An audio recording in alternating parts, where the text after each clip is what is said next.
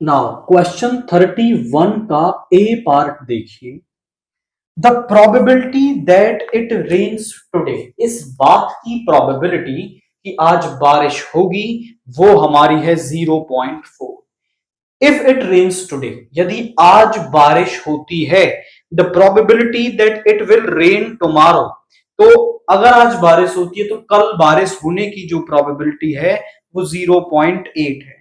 If it does not rain today, और अगर आज बारिश नहीं होती है तो the probability that it will rain tomorrow, कि कल बारिश होगी, इस बात की प्रोबेबिलिटी 0.7 है। अब हम ये तो जानते हैं कि किसी इवेंट के होने और उसके ना होने की प्रोबेबिलिटी का यदि हम सम कर दें तो वो हमारे पास क्या होता है, वो 1 होता है। क्वेश्चन 1 हमसे कह रहा है कि आपको कैलकुलेट करना है क्या, P1 cross P4 minus P2 cross P3, ये आपको कैलकुलेट करना है। अगर हम ये P1 P2 P3 और P4 निकाल लें तो फिर इनकी वैल्यू हम यहां रखेंगे और इनका कैलकुलेशन करना एक क्वाइट इजी टास्क हो जाएगा। अब हम पढ़ते हैं कि ये P1 क्या है, P2 क्या है, P3 क्या है, P4 क्या है। उससे पहले हम इसको ना एक टेबल टाइप में निकालेंगे so that it will be easy for you. तो यहां पे हम लिख रहे हैं आज का डाटा और यहां पे हम लिखेंगे कल का डाटा। तो यहां से शुरू कर रहे हैं कि बारिश हो, मतलब आज बारिश हो और आज बारिश ना हो, तो वो दे रखा है probability that it will rain today is 0.4। तो आज बारिश होने की जो प्रोबेबिलिटी है वो है हमारी 0.4। तो ना होने की प्रोबेबिलिटी कितनी हो जाएगी, 1 माइनस का 0.4 यानी कि 0.6 हो गई।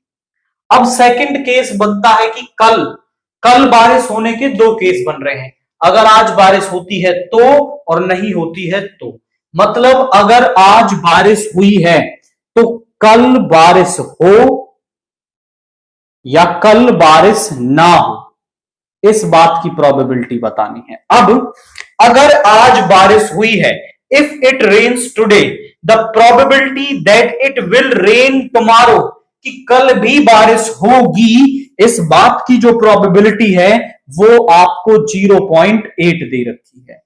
होने की 0.8, ना होने की हो जाएगी 0.2। और अगर आज बारिश नहीं हुई है तो कल बारिश हो या फिर ना हो, उनकी भी प्रोबेबिलिटी हम निकाल लेंगे। वो कह रहा है कि if it does not rain today, अगर आज बारिश नहीं होती है, the probability that it will rain tomorrow is 0.7 और ना होने की हो जाएगी 0.3। ये डाटा हमने यहां पे कंस्ट्रक्ट कर लिया है।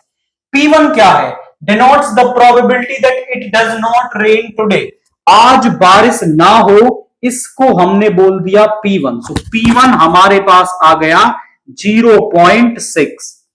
P2 क्या है, denotes the probability that it will not rain tomorrow if it is rain today, आज बारिश होती है, probability that it will not rain tomorrow, मतलब कल बारिश ना हो, तो ये है हमारा P2। P3 denotes the probability that it will rain tomorrow if it does not rain today, आज बारिश नहीं होती है, कल बारिश होगी, इसको हमने बोल दिया P3। denotes the probability that it will not rain tomorrow if it does not rain today, अगर आज बारिश नहीं होती है तो कल भी बारिश ना हो, it will not rain tomorrow, इसको हमने बोल दिया P4। तो ये सारी प्रोबेबिलिटीज ना बस दे रखी हैं, एक टेबल टाइप में फॉर्म करके हमने इजीली निकाल लिया। अब P1 की वैल्यू आई है हमारे पास, दैट इज 0.6 और P4 की वैल्यू हमारे पास आई है, दैट इज आपका 0.3 एंड यहां पे P2 की वैल्यू आई है 0.2 एंड आपका जो P3 है उसकी प्रोबेबिलिटी आई है 0.7। यहां पे आ गया 0.18 माइनस का 0.14, तो ये हो जाएगा 0.04। ये आपका आ गया फर्स्ट पार्ट की प्रोबेबिलिटी। अब सेकंड पार्ट आपसे कह रहा है calculate the probability of raining tomorrow, कल बारिश होगी, इस बात की प्रोबेबिलिटी आपको बतानी है। तो मैं यहां मान लेता हूं late E1 and E2 denotes the event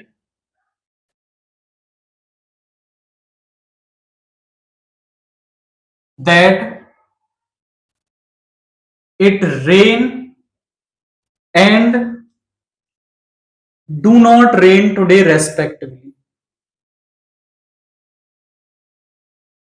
हमने इवेंट मान लिया, E1 इवेंट है हमारा, रेस्पेक्टिवली का मतलब है E1 की आज बारिश होती है, E2 है कि आज बारिश नहीं होती है। Let A denotes the event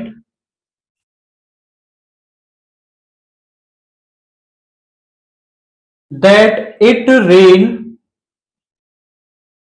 tomorrow। तो यहां पे P-E1 क्या है हमारे पास, P-E1 की आज बारिश हो वो है 0.4 और P-E2 की आज बारिश ना हो वो है हमारे पास 0.6 और PA/E1, देखो कल बारिश होने के दो केस बनेंगे, कल बारिश होने के दो केस हैं।